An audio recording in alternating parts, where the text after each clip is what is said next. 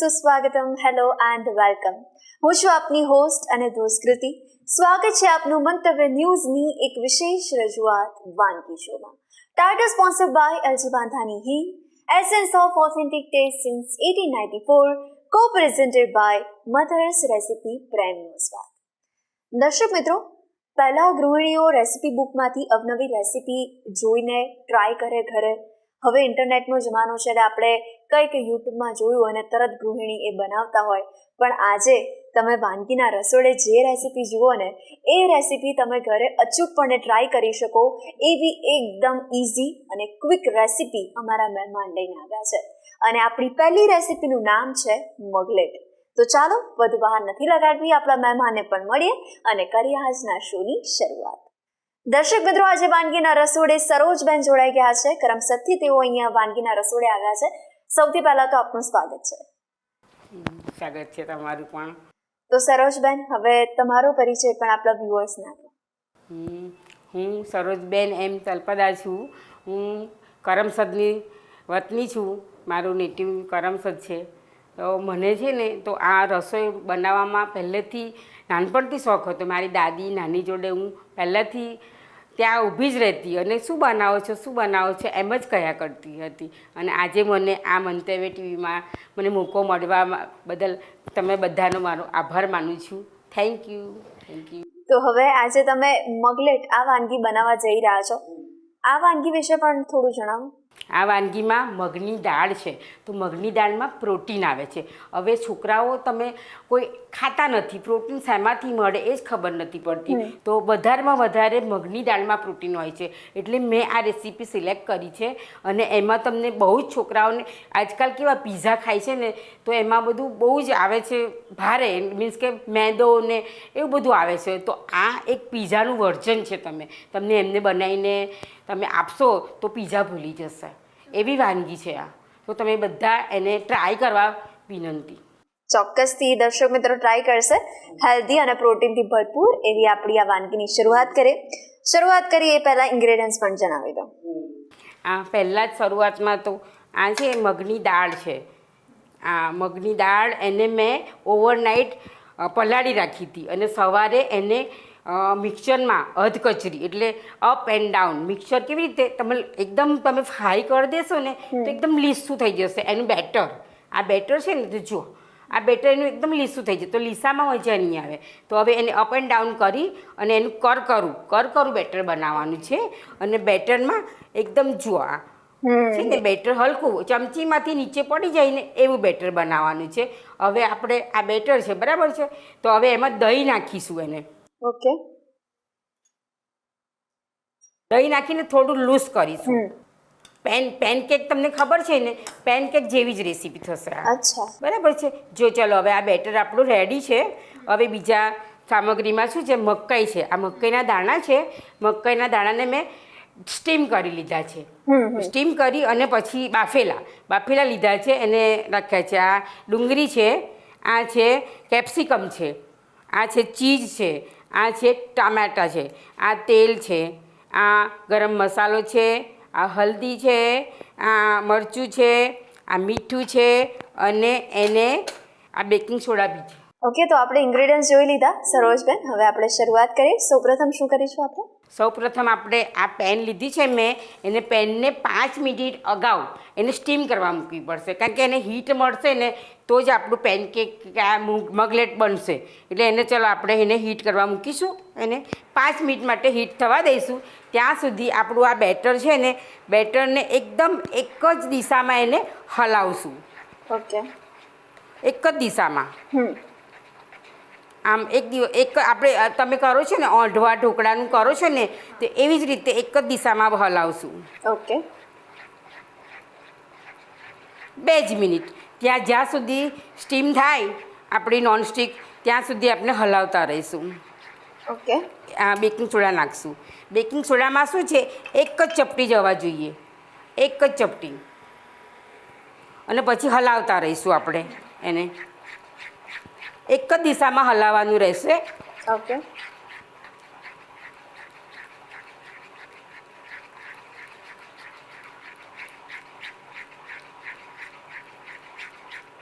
ચલો 2 મિનિટ થઈ ગઈ છે.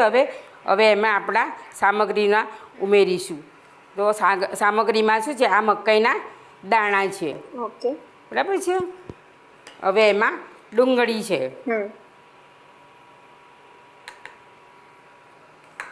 પછી એમાં કેપ્સિકમ છે. બરાબર છે. હવે ટામેટા એક ચમચી જેટલું આપણે હા, એક ચમચી જેટલું.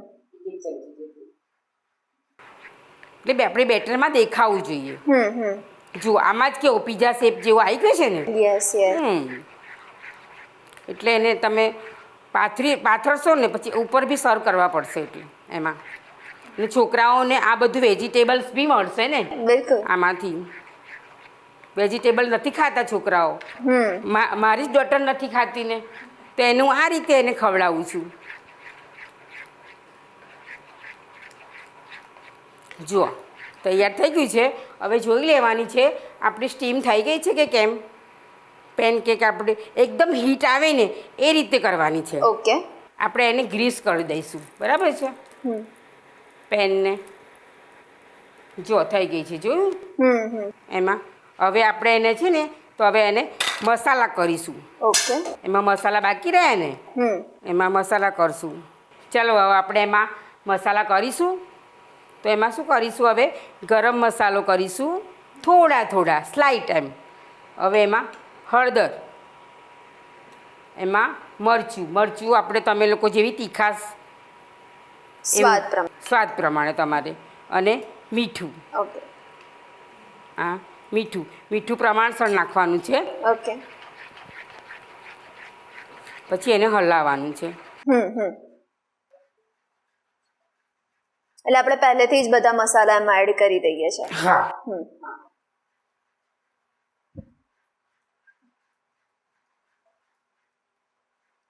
આ સિવાય પણ આપણે કેપ્સિકમ, ટામેટા, ડુંગળી અને કોર્ન તો લીધા, પણ આ સિવાય પણ આપણે એડ કરવું હોય કશું તો આપણે એડ કરી શકીએ. હા, થઈ શકે છે. Okay. વેજીટેબલ થઈ શકે છે. તમને ભાવતા હોય ને, ગાજર છે, ફણસી છે, એ બધા તમે ઉમેરી શકો છો. આમાં ઉમેરી શકો છો તમે બધા. એટલે અત્યારે સમર સિઝન છે તો અત્યારે જે મળતા હોય શાકભાજી. હા, બધું જ આપણે વેજીટેબલ્સમાં તો ઉમેરી શકાય. તમારા છોકરાને જે ભાવતા હોય ને એ તમે બનાવી શકો છો, અંદર ઉમેરી શકો છો. ઓકે. ચાલો થઈ ગયું છે. તો આપણે એને પાથરીશું. ઓકે. જો હવે સ્ટીમ થઈ ગયું છે ને, એને હાઈ લેવલ, આમ થોડું પેનકેકમાં કેવું હાઈ કરે છે એવી રીતે હાઈ લેવલ પર. ઓકે. જો આપણે એને પાથરીશું.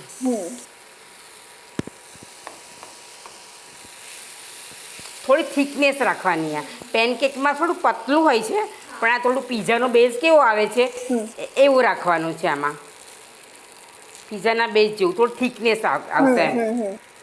આમ તો આ દાળને ક્રશ કરેલી છે, ઓવરનાઇટ પલાળેલી છે, એટલે સોફ્ટ જ હશે. બરાબર છે. એટલે હવે એના ઉપર આપણે આ થોડું સર્વિંગ કરીશું આપણે. આ થોડું કેપ્સિકમ છે, ટામેટા છે, જો ડુંગળી છે, થોડું અંદર બી હશે, ઉપર બી હશે. એટલે બહુ જ ફાઇન લાગશે. છોકરાઓને તમને જોઈને જ ભાવી જશે એમ. બિલકુલ. બહુ જ સરસ લાગશે. થોડા મકાઈના દાણા, જો કેટલું સરસ લાગે છે. યસ. ભરપૂર માત્રામાં વિટામિન્સ મળી રહે પણ એક જ સામગ્રીમાંથી. હવે આપણે એને ચીઝ ઉપર ઉમેરીશું. હવે ચીઝમાં શું છે, તમને એક ટિપ્સ આપું છું. એમાં ગ્રીસ કરી લેવાનું. તમે ગમે તેથી ગ્રીસ કરો છો તો તમારી આ છીણી છે બગડશે નહીં, અને એકદમ ચીઝ એટલું સરસ તમારે છીણાશે, બહુ જ ફાઇન થશે. જો. ઓકે. છે ને.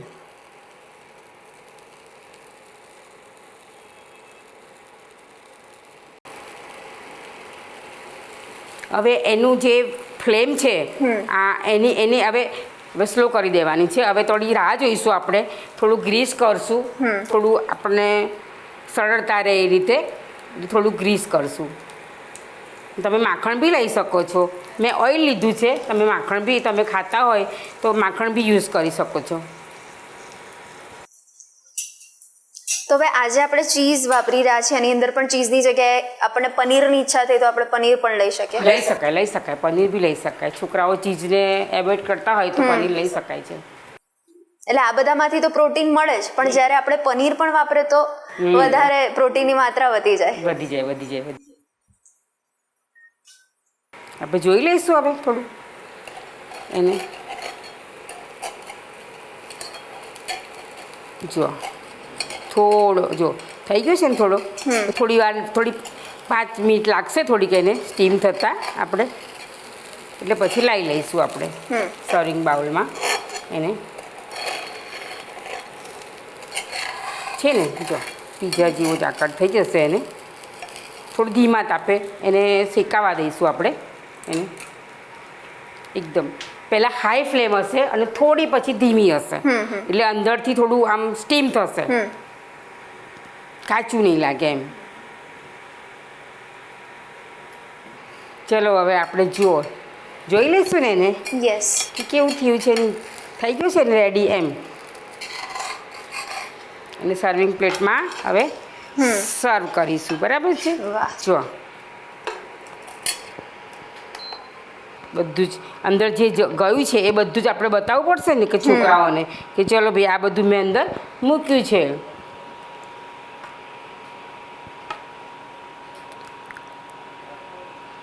છોકરાઓ જોઈને જ તમારે ખાવા માંડશે. બિલકુલ.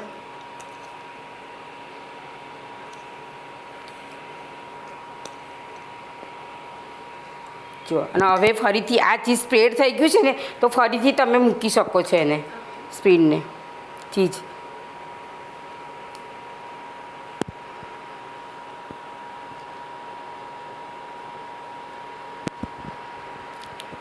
લો હવે ટેસ્ટ કરીને બતાવો કે કેવો થયો છે મારો ઇન્ડિયન પીઝા. ચોક્કસ. દેશી પીઝા આપણો. વાહ.